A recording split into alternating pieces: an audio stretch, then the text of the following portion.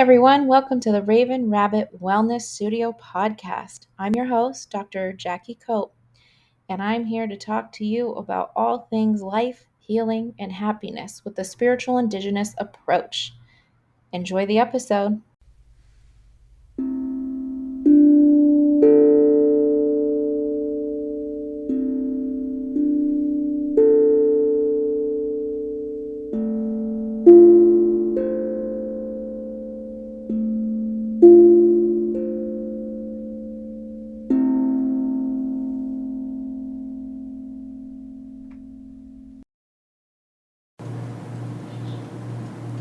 Hello, everyone, and welcome to the RavenRabbit Wellness Studio. I'm coming to you from Anza, California, at the Wellness Studio.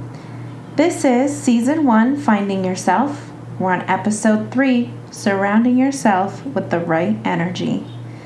Today's episode is going to be all about energy. I'm going to be channeling and seeing what comes through for us today, and we're going to really focus on getting that right energy around us and through us. Before we get started, I would like to do our invocation for this episode. Dear Creator, please make me a pure, incorruptible channel of loving, healing, divine presence, and provide me with all the protection, guidance, and wisdom I need. And so it is.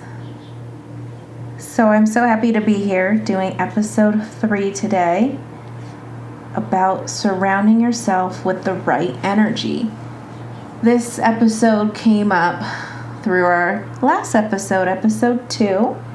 We were discussing how to listen to divine guidance. And when we're listening to our divine guidance, it's going to ask us to make a shift in energy, go into new energy fields. You're going to be asked to do something. And so it really, episode 2 lended itself to making episode 3, surrounding yourself with the right energy. And again, the sirens are going off for us. There they are. So as I was saying, the sirens are going again. I live in a very small town, so hearing sirens or car alarms, not common. But every time I've sat down to do this podcast, I get the sirens are singing for us and for me. So, as we were saying, in our divine messages, there's going to be times we're going to be called into doing energy work. And if you really want to start tuning into your divine messages, doing that energy work is going to make all the difference in your progress. For me, energy work has taken a long time to understand. I'm still learning all the time, and it's been a very long process. A lot of my energy work healing started when I got divorced. And I wrote a book. That book was my heart book, as Hay House calls it, and I love that. That's the book you just got to write, and you just got to get all of the junk out so you can make way for the new person you're going to become. So you don't have to write a whole book.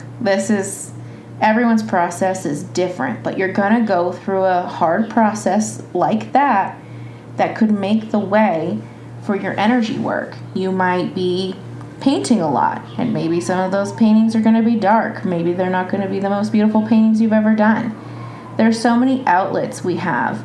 You can be on a workout journey for your outlet. You might start off really fumbling, not knowing how to move your body, being connected to it, and eventually over time, your modality, whatever you choose, is going to get stronger and stronger. The best way I do energy work is writing. I write poetry, I write in my journal, I have a gratitude journal, I type up stories in my computer. I bought myself this tablet called a paper tablet, and it's like a feel of writing on paper, and then it'll digitally transmit everything into my Google Drive. So that's my way of expressing and clearing my energy and finding out where I need work and what's really going on. A lot of people refer to that as shadow work too. You're not just taking the things that have happened to you and defining them as your personality. So instead of just saying, oh, I'm rough around the edges, it's going in deeper. Well, why are you rough around the edges? Why do you have that reaction? And a lot of us don't want to do that work because it's scary, it's hard, and we don't want to go into that realm. But that's what I did. I started with that. During COVID, we had all that time, so I was writing away. I started writing it in 2019, and I took it really seriously during 2020, and I wrote it. I got it out. It's my heart book. I am a huge advocate that younger women should be in the self-help genre. We should be sharing our stories while we're raw and we're young and they're real and we're living in them. Because in women in our young 20s, we don't see that in the self-help industry. In the self-help industry, we see women in their later 30s and 40s and 50s and up, and elders we respect, who have experienced a lot and have a way of articulating that we need their stories. And we learn very well from them, and they can tell them well. When I was in my 20s, I wanted to read stories from girls who were going through it. I didn't want to hear the beautiful answers and the enlightenment yet, because I wasn't ready for it yet at that time. I wanted raw, real emotions and what somebody really did to get through those really hard obstacles in life. So I stick to my book that I wrote. It is not a masterpiece. It's not the best thing I ever wrote. You could read the Amazon review on it. It's not great. But I wrote it. And I was real. That's who I was at 29. And I do believe people can grow and can change. And that was part of my energy healing. And that's out there for everybody to read and explore, because I would like more examples like that myself. So I hope I can encourage other young women to just put themselves out there. Through the process of writing that book, I really started to learn who I was. The traits I did not like so much about me became very clear.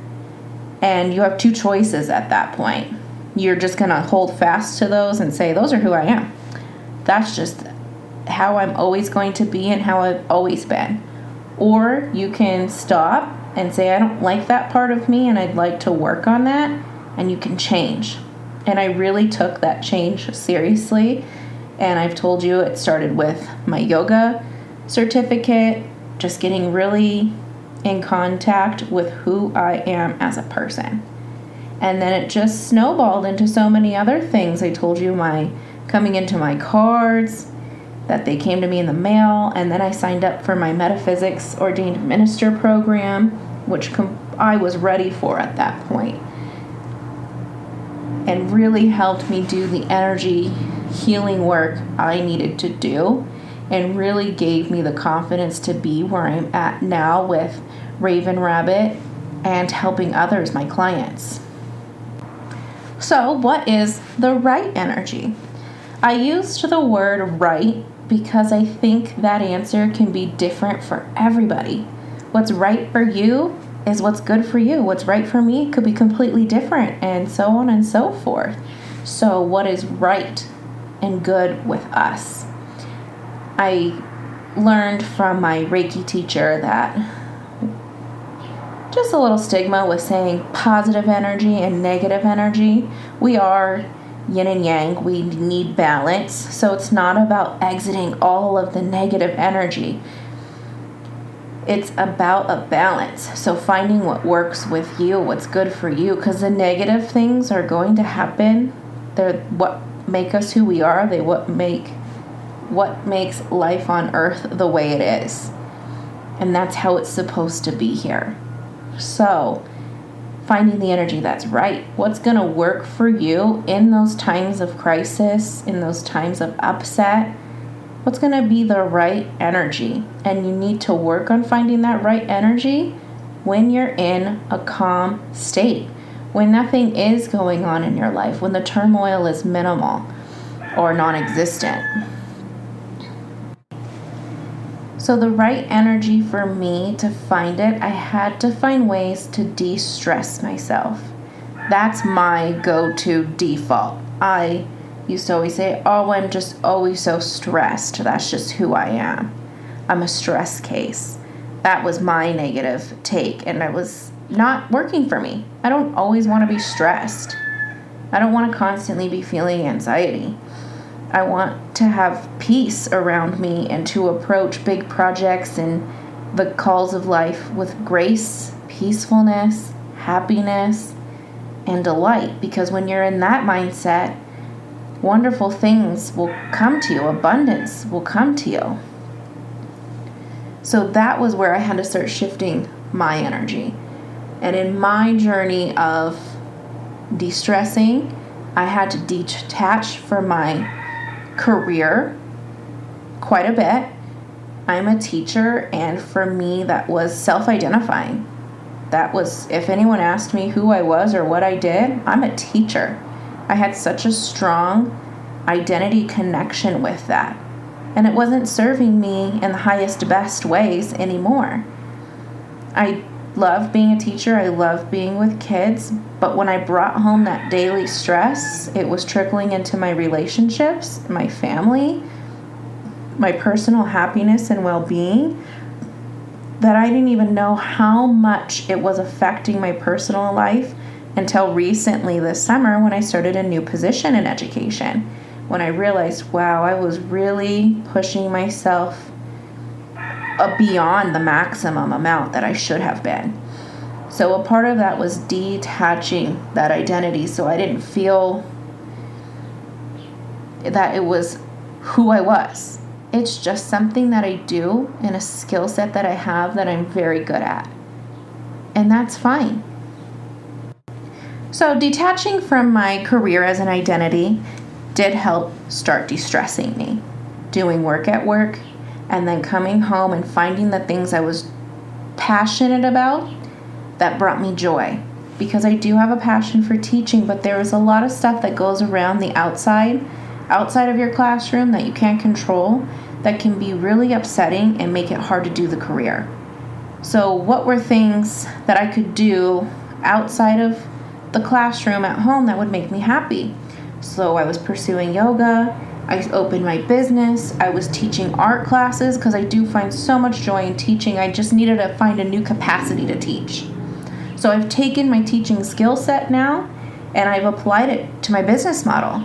I want to teach people about metaphysics, indigenous knowledge. So I'm taking that skill set and I'm applying it to something that just brings me so much joy, and there's so much alignment there, and that's the energy I'm searching for. That excitement, that passion, and that happy energy just that fills the room when I start talking about metaphysics and indigenous knowledge and RavenRabbit, my business. So it was one energy field for me that needed to have attention and be cleared up and get into alignment. And I was fortunate enough to find another full-time position that has brought me so much alignment that I didn't even know you could experience in life. So having that door open for me was a huge blessing, and the universe opening its doors and saying, here we go. We're going to go this way now. And I went, and it has been wonderful. Another way in my life that I needed to clear energy, which is much harder, I think, it depends on who you are. There's that internal work that I just shared with you, that, oh, what is stressing me out, or something that I attach as my personality that I shouldn't be, and detaching from that. So that's that inner personal work. Then there's our outward relationships that also bring in energy, that fuel who we are. So I love those sayings that are like, show me your friends and it'll show you who you are. Or show me the people you surround yourself with all the time and you're going to be like them as well. So if you're surrounding yourself with highly successful people who are happy, who you admire, who you want to be like, chances are your life's going to start getting in alignment with theirs. If you're surrounding yourself with people who are doing things you don't agree with and that have a negative influence in very unhealthy ways, it's hard to get away from those choices. Those choices still surround you. And I want to be sensitive when I talk about this stuff, because there's so much with racial, social, and human rights and justice that go along with this that we can't just detach. Detaching is not always the answer, but we can see it for what it is, and then we can make a plan of action to help make it better. So I had to think about the people I have surrounded myself with my whole life. People that I've attracted to me without knowing it, because I didn't know about the law of attraction when I was younger. So we're sending out the vibrations of who we are out into the universe, and those around us that we know and don't know are picking up on those vibrations, and that's who's walking into our lives. Those are the people who feel like they can approach us and make friends with us or just talk to us in passing. So I wanted to make sure that I raised my vibration so high that now the people that I talk to in passing, the clients I attract, the people listening to my podcast, are the people that I want in my energetic field. And that took a lot of work for me to get to that point, and I'm so excited to be at that point to say those things. So you being here listening to this, I have been waiting for you. This is the energy I've been sending out, and the community that I want to build. People who care about human rights, who care about spirituality and being connected to nature. Those are the people that I want around me, and the energies that I want them to bring with them. I've been very fortunate when it comes to my family that I don't have those very negative, unhealthy things in my life where it hurts that you would have to make boundaries with those people in your family. I have a very supportive family, so it's been easier for me, and that's definitely have been a privilege. And they have supported me in my decisions to go the route of metaphysics, to exit the classroom and do something higher in education, to be running my business. And my partner has just been very supportive in all of this. And that's the type of energy that he brings to the relationship, and I'm so grateful for it, because I was in the midst of changing my energy when I met him. So I got lucky, and I'm so happy. I shouldn't say lucky, but I'm just so happy I met him. I look at it as a little bit as luck, because I was just a baby and changing my energy and finding who I was, and there he was. He was the answers. And so it's been exciting to be in such an encouraging, positive, romantic relationship, because I've not had that before. And when I talk about this episode, which is about surrounding yourself with the right energy, it also comes down to our romantic partner. Those people, that person needs to have that same energy with you and be at your level and raise your vibration as well. When it comes to our family, we don't get to choose them consciously while we're here always. So working with them can be a little bit different. You may have to set boundaries so you can pursue what you need to do. And just know you're allowed to set those boundaries, because you do need to take care of yourself and take care of your energy. So even if the energy of your family is not aligning with what you are trying to achieve now spiritually, it's okay. But don't let it deter you. Don't let it stop you from getting on that spiritual path. I think you can pursue it, and as you do, the right answers in your own way of doing things will come to you. Like they have me. I think that I've taken an unorthodox way of getting to where I'm at now as well, as I've shared in my first episode. So it all works out the way it does if you're going into your energy work with a really positive, open mindset that you do want to change and that you do want to raise your vibration to another level. The universe is gonna be there for you. The universe is going to lie out those pathway stones to get you where you need to be. You just have to have faith in that. I'm amazed by where I've ended up when I really started to lean into the universe and into the Creator and give it off and just be ready for the best, because I knew I was going into my spiritual work with the right intentions. I went with the right intentions, and then the energy work and the energy healing followed. So now I work on making my energy stronger, putting out the things in the universe that I'd like to receive, and I do that energy work through meditation. Meditation is where I've done almost all of my energy work. I do a little bit consciously too, I believe, using affirmations. So those are around me. I write them and share them on my Instagram page if you'd like to read those. So there's the conscious way of doing your energy work and the subconscious way of doing your energy work. So I want to get back to talking about meditation. Meditation is where I've really found my energy and where I needed to work.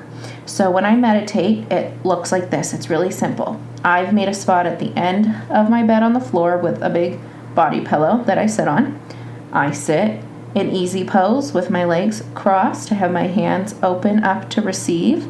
And sometimes my eyes are closed. Sometimes they're not. Sometimes I'm focusing on a candle flame, or I'm focusing on the rising smoke from my sage, because those things really concentrate me. And I begin to turn off from my day consciously. I don't think about work or family or chores. I turn those things off and I get in the moment. So if you're just starting off meditating, I highly recommend the candle gazing meditation. So you light your candle. You may need like a little raised thing. Like I have this bed table that's meant for, if you eat your meal in your bed and it kind of raises up. So when I'm on the floor, my flame is a little bit higher because it's on this little mini table, and I stare directly into the flame and I let go of all of my thoughts, and I just am in the present moment staring so intently at that flame. And the fire people, to me, I see them dancing in the flame. They're so magnificent. So when I start seeing the fire people dance, I just know they're dancing with so much joy, because I've come to them. I'm there, I'm sitting, I'm meditating. And that's the Creator's way of showing me that they're happy that I'm there. So I see them, I get really lost in that flame, and I just open up and receive. Thoughts start coming in and out. The biggest thing is not to hold on to one thought for too long. So if something comes through, an answer, a message, a question, hear it, ponder it, and then let it go. Because then the next thing that comes to your mind could be the next step. So I'm really loose with my thoughts. Things come in and out and they go. And then once I get into that sort of thinking, that state of mind, I then close my eyes. And when I close my eyes, the flame helps you, because you've been looking at the flame. You then can see the flame in your third eye in front of you. And that is the position of our third eye, and we're seeing it in that dark plane. And then that's where a lot of energy healing happens for me. This state of euphoria comes over me, calmness, peacefulness. When I'm in that state, I am just so happy. And I'm always thankful that I slowed down, sat down, and did my meditation for the day. So I'll be there. I didn't start with, I typically play a shamanic drumming sound, and I'll do it depending on the time frame. I have a 15-minute one and a 30-minute one. So I usually do the 15-minute one because it's life and we're busy. And so I'll be hearing the drum, I'll be seeing the flame in my third eye, and I just become very peaceful. Sometimes nothing happens, and I just have sat there and meditated, and it was wonderful and peaceful. And other times I get very great ideas. I get answers to situations I've been pondering. I get lots of people now are calling them downloads. That's just your open communication with the spiritual realm. So I get those things. And the way I come out of it is on that shamanic journey soundtrack that I listen to on Spotify. It will get a fast pace in the drum.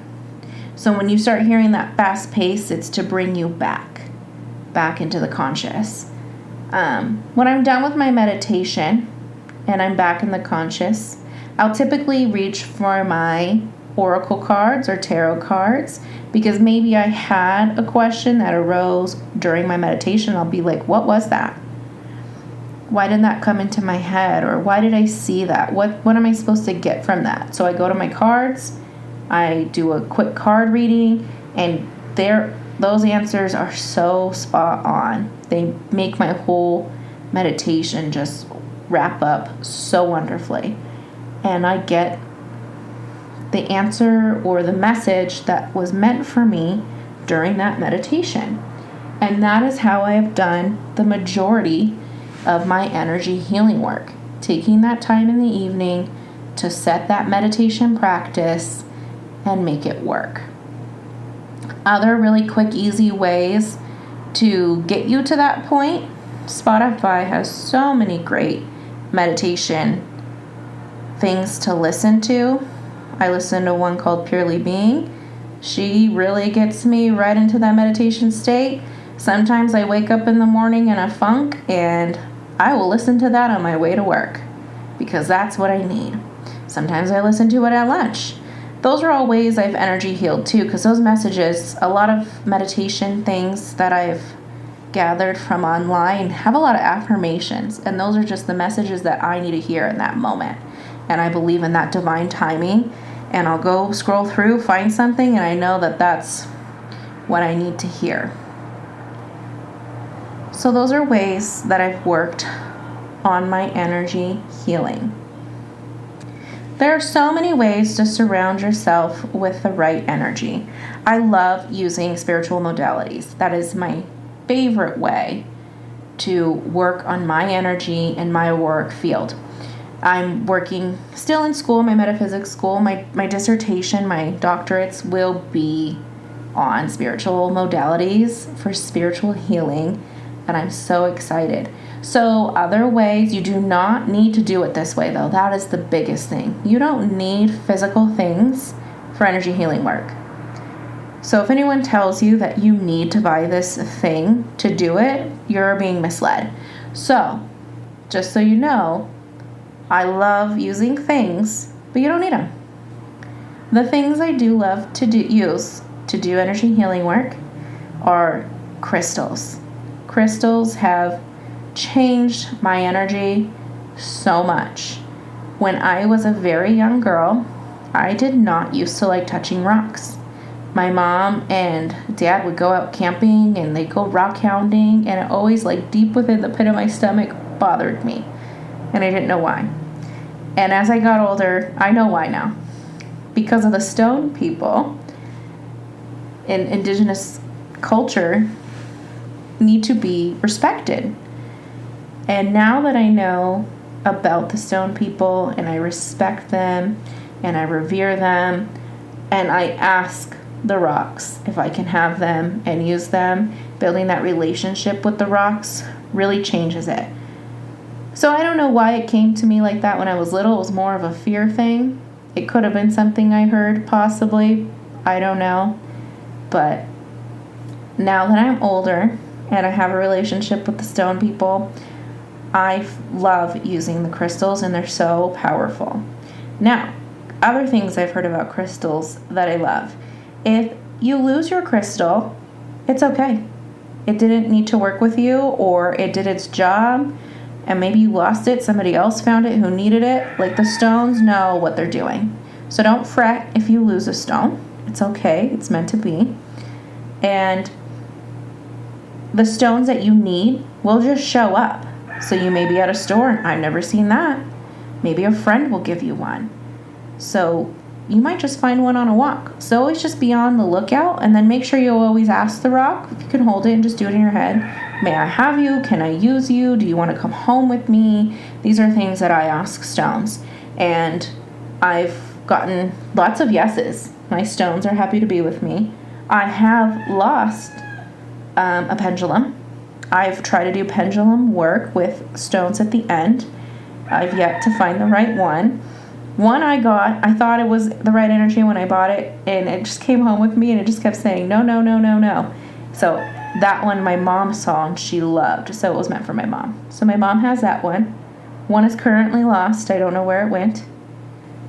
And that's okay. So stones are a great way to work in your energy healing.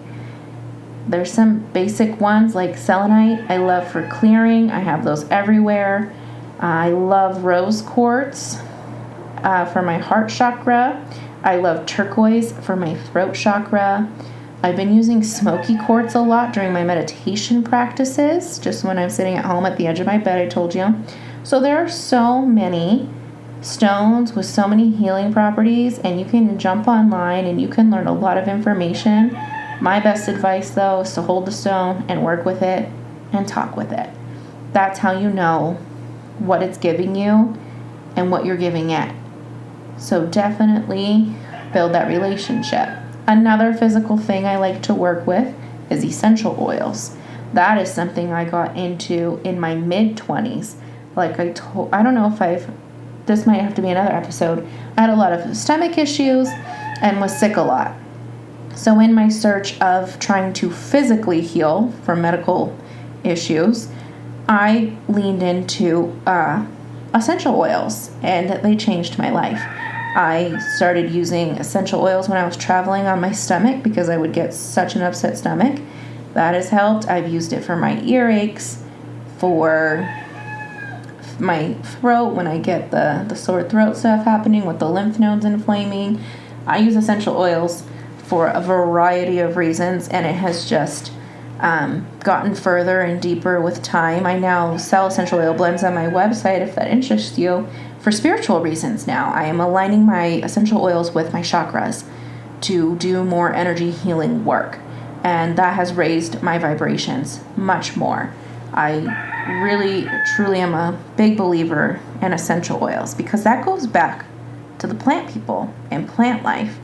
Plant life gave itself to the humans to be used for healing properties and food and the such like that. And the plants do want to serve us, and they do a wonderful job. Again, with essential oils and plants, I always ask the essential oils. Something that really interests me that I just learned and need to look more into from my Reiki teacher was she was testing the vibration and frequency of her essential oils because she's a sound healer as well, and she wanted to know what they held. So it's something to think about as well too. And one last modality, it kind of comes with using essential oils. I talked about the plants. Plants and smoke medicine are also another modality that I love to use. To me, they're not so much a modality because of my indigenous identity. Burning sage and burning cedar and the like are very ceremonial for me and just a common practice in my life. But they're also a modality that has really helped who I am. So burning sage is not new for me. I did it from a very young age, teenage years is about the earliest I remember doing it, but my grandma would have her house done. I remember being really little and being there, and an uncle or aunt came down and cleared her house. It wasn't really common to be burning sage with my grandma, but it was something that did happen in my life and I didn't think much of because it was such a common practice. Now that I'm older, I think I honor it a little bit more now that I understand it deeper, but it was a common part of my life. So, but for some of you, that burning sage and cedar, that might be a totally new concept because it wasn't done around you growing up. And it is something that is very sacred that you should definitely take very seriously. You need to honor the plants and thank the plants that you're using. In indigenous practices, we do not sell these plants. Sage should not be exchanged for money, but we live in reality and sometimes we do have to buy it. I tried to gift my sage with the products that are purchased. I buy it sometimes out of need. But if you do some research, you might be able to find some local sage around you. You might be able to grow some and harvest it. There are ways to get sage in a good way. So do your research, find that out for you. I just go out to the local sage on my property that's just natural native sage. It's called desert sage, and it's got thinner leaves, and I love the way it smells, and I can tell it just loves to be serving. So that's the sage that I use. So just be aware of those things and be sensitive. So just to recap what we talked about during this episode is I shared with you a little bit about my energy healing journey, where it started, how I got there, and then I shared about how I do energy healing in a regular routine with my meditation practice. And then I shared with you some modalities I enjoy using in meditation. If this type of energy healing work really interests you and you want to learn more, head to my website. I got some things on there. Follow me on Instagram. I like to share little tidbits here and there. And the ultimate way to really start doing this work, if you have no idea where to begin, I do offer spiritual sessions. So check those out so that we can start you on your path and get you going. But remember, you don't need anything like that. You can definitely do this path on your own with the universe, taking on the things that you can take on. But if you want a little help and you want a little nudge, come on over to me and we can work on your spiritual journey. Thanks for listening to my episode.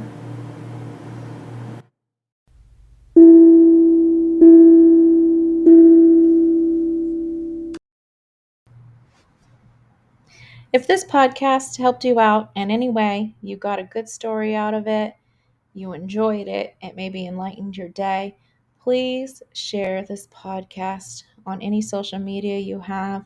Let your friends know about it, your families know about it. That is the best way to thank a podcaster and small business owner. Share away.